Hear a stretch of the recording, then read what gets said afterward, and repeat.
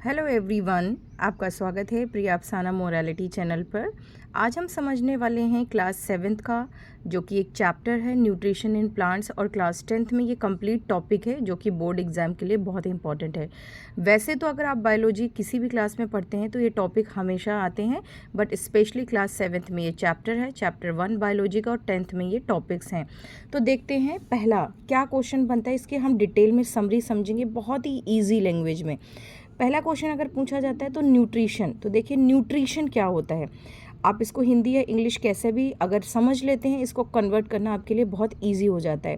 Process of taking food by an organism, देखिए कोई भी प्लांट है या एनिमल जब वो खाना खाते हैं तो उसका डाइजेशन होता है डिफरेंट डिफरेंट फंक्शंस के लिए। जब वो इसको यूज़ करते हैं तो एक कंप्लीट प्रोसेस क्या कहलाता है, न्यूट्रिशन। तो the process of taking food and its utilization for different work, जैसे अभी मैं आपको स्टडी करा रही हूँ, पढ़ा रही हूँ, या बर्ड्स फ्लाई कर रही हैं, तो ये सारे प्रोसेसेस किसकी वजह से पॉसिबल है, न्यूट्रिशन की वजह से। ये बहुत लेंदी प्रोसेस है। अभी क्लास 7th में सिर्फ इतना आप समझ लीजिए, the process of taking food by an organism is called nutrition. ठीक है, तो देखिए जब भी कोई लिविंग थिंग, चाहे प्लांट हो या एनिमल, किसी भी तरीके से फूड को लेते हैं तो वो क्या कहलाता है, न्यूट्रिशन कहलाता है। अब हमने क्या किया है, इस न्यूट्रिशन को दो कैटेगरी में डिवाइड किया है। टाइप्स ऑफ न्यूट्रिशन, बहुत पूछा जाता है न्यूट्रिशन के कितने मोड्स हैं, इसको टाइप्स भी पूछा जाता है और मोड्स भी। तो दुनिया में इतने सारे प्लांट्स हैं, बहुत सारे ग्रीन हैं, बहुत सारे ग्रीन नहीं हैं, कुछ तो प्लांट्स देखने में भी नहीं दिखते हैं, तो वो कैसे जिंदा रहेंगे, how they will take their nutrition, यानी कि वो उनको खाना कैसे मिलेगा। तो सारे हमने सभी प्लांट्स को दो कैटेगरी में डिवाइड किया है, एक heterotrophic of mode of nutrition and autotrophic mode of nutrition. ये आपको एनसीईआरटी की बुक में फर्स्ट पेज में बहुत डिटेल में दिया हुआ है।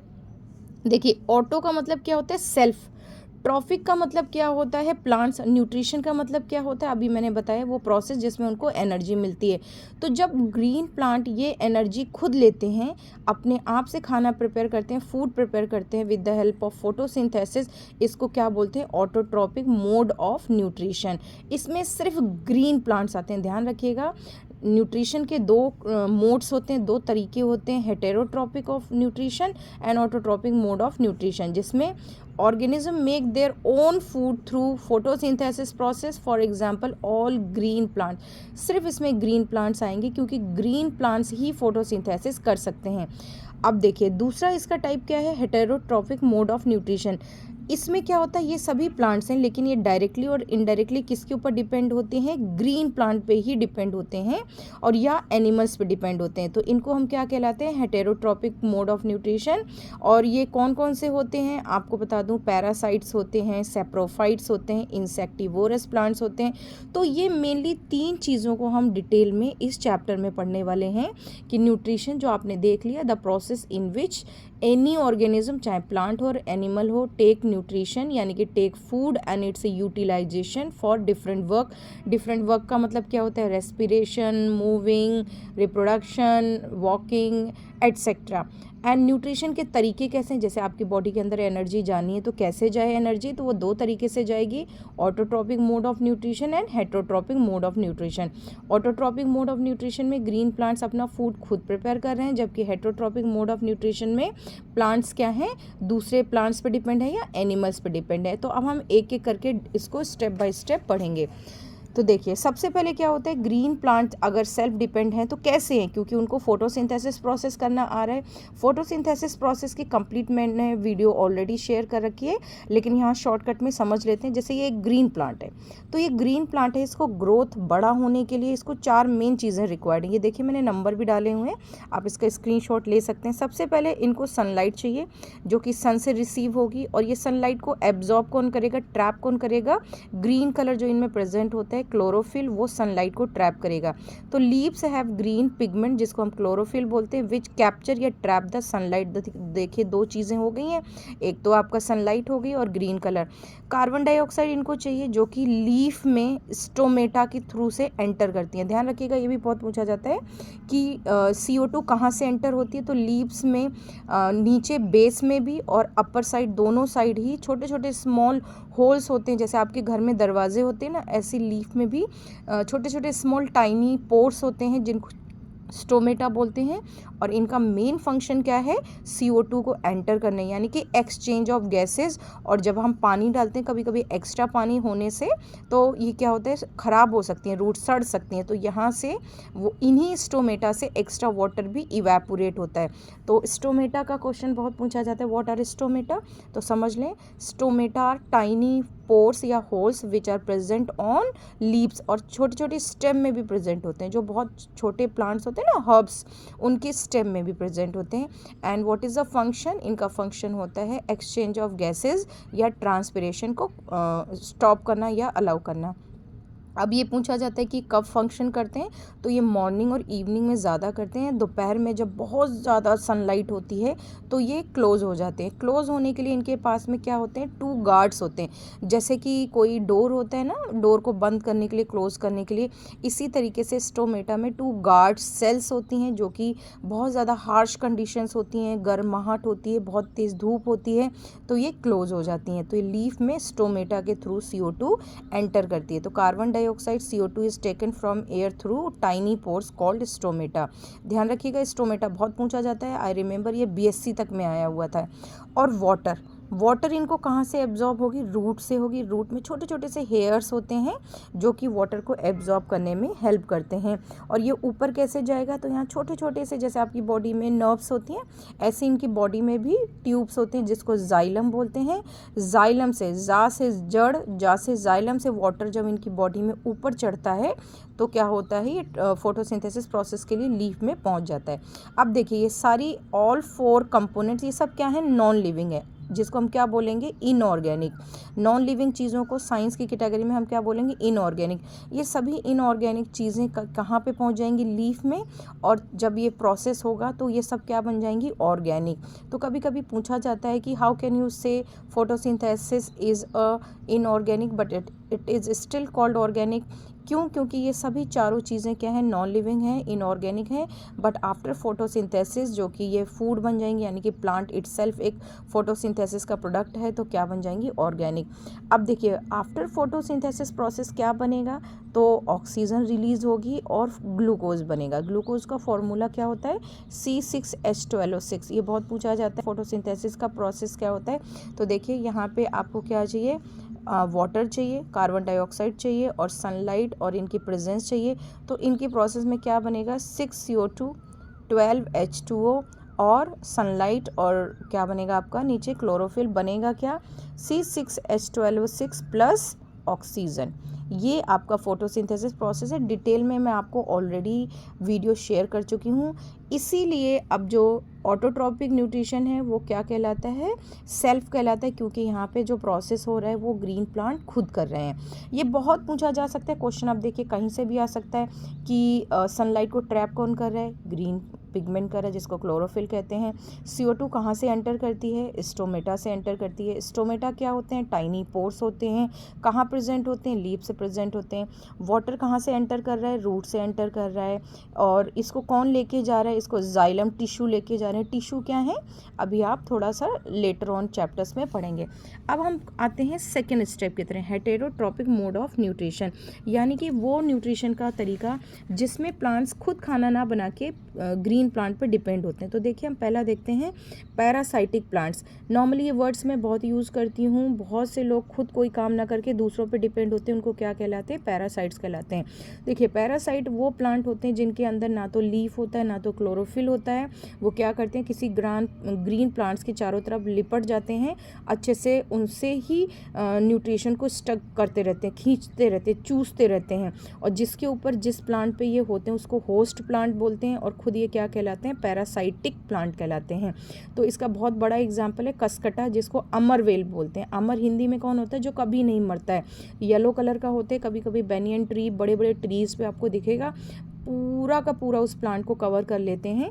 तो drives nutrition from other plant, इसके कुछ की पॉइंट्स हम लर्न कर सकते हैं। पैरासाइट प्लांट क्या होते हैं, ये हेटेरोट्रॉपिक मोड ऑफ न्यूट्रिशन है, यानी कि खुद खाना ना बना के दूसरे प्लांट्स पे या एनिमल पे डिपेंड होने वाले प्लांट्स को क्या बोलते हैं, पैरासाइटिक प्लांट्स बोलते हैं।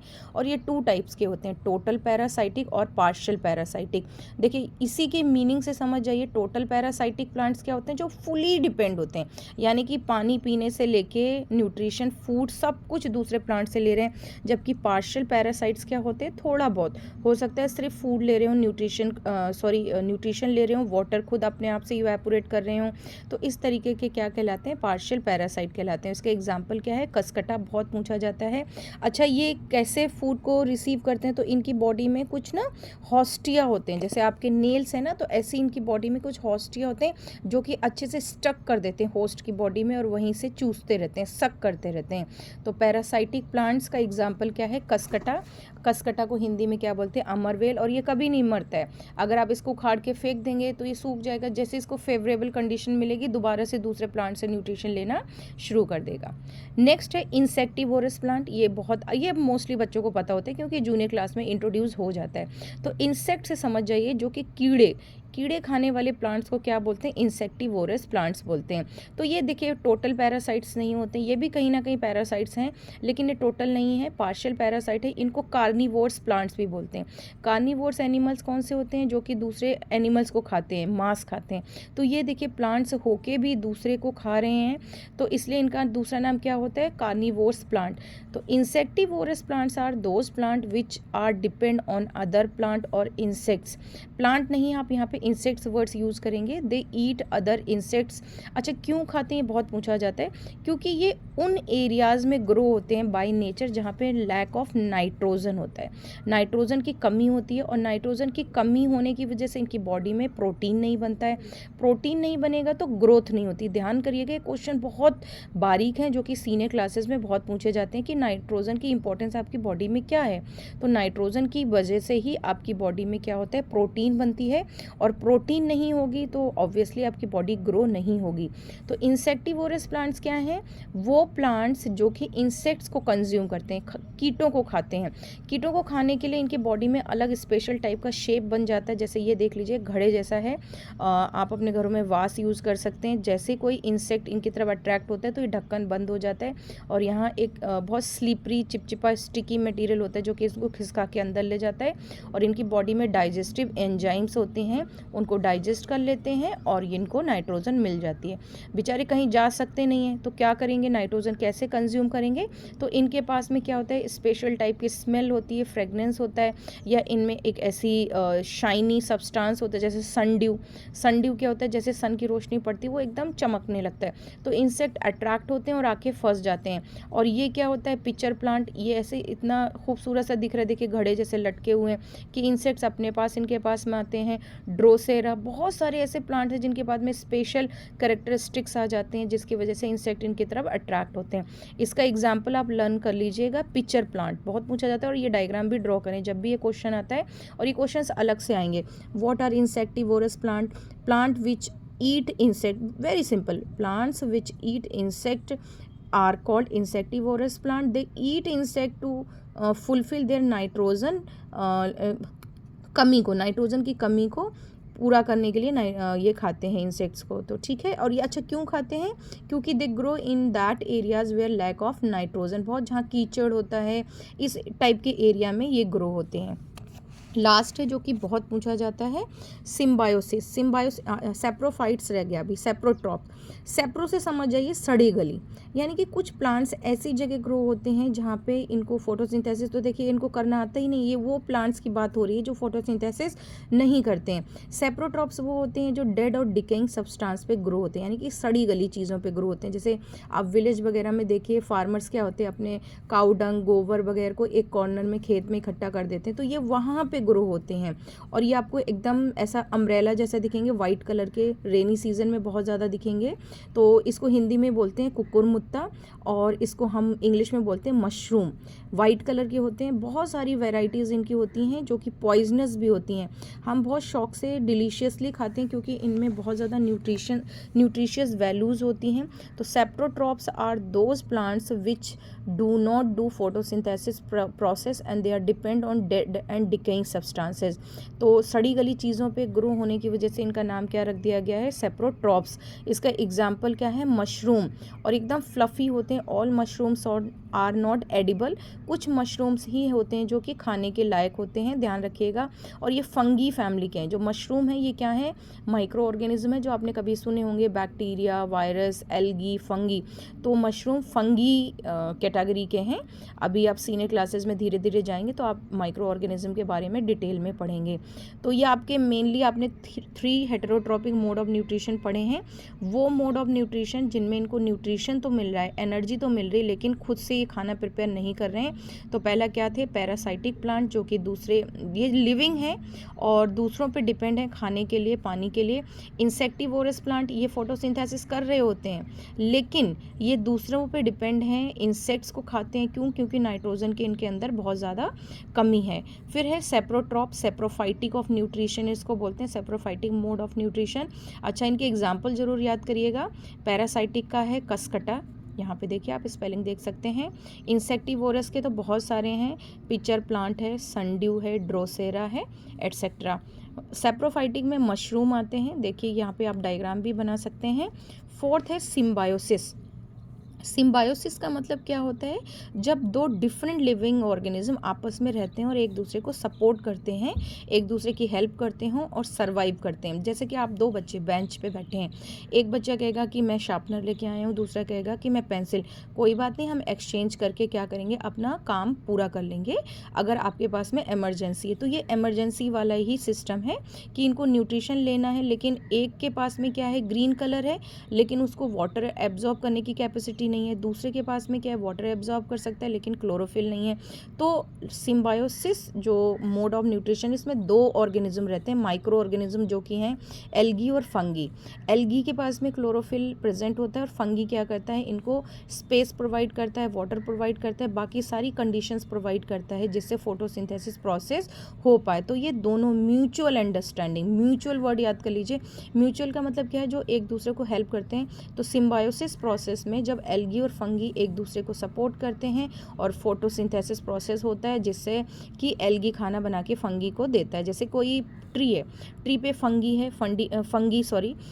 है और उसमें एल्गी के छोटे छोटे स्पोर्स उड़ के आ गए, तो क्या करेंगे, वो कहेंगे हम आपको वाटर प्रोवाइड करेंगे, रहने के लिए जगह देंगे, लेकिन आप फोटोसिंथेसिस प्रोसेस कर लेना। और एल्गी खाना बनाएंगे और क्या करेंगे, फंगी को प्रोवाइड करेंगे। तो जितने भी आप कभी कभी हिली एरियाज़ में जाएंगे तो आपको बहुत सारी ग्रीन लेयर एक पूरे माउंटेन पे दिखाई पड़ेगी।